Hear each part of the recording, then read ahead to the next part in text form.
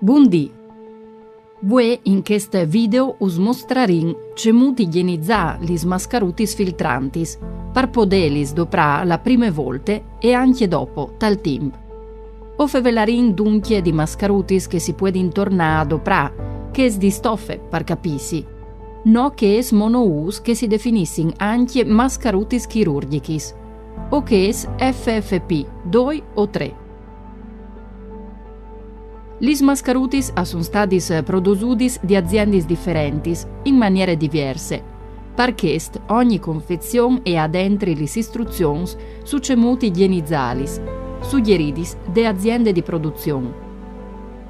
Un modo universale per igienizzare tutti gli mascarutis di cotone e anche che di cotone e elastam è quel di diluire 2 sedons di varechine in 1 litro di aghe, che corrisponde a una soluzione di sodio ipoclorite al 0,5%.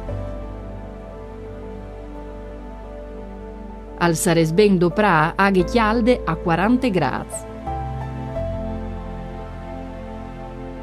In alternative, gli mascarutis si può mettere in muelta l'alcol al mancul il 70%.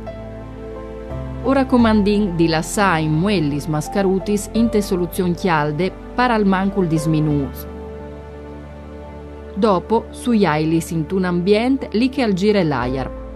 O consein infin di soppressalis a 80-100 gradi perché si suin dal tutto.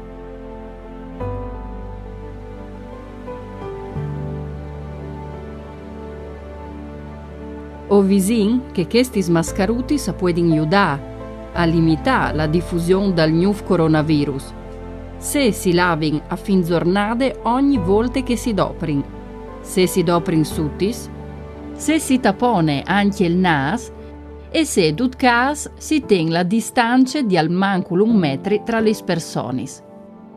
Grazie!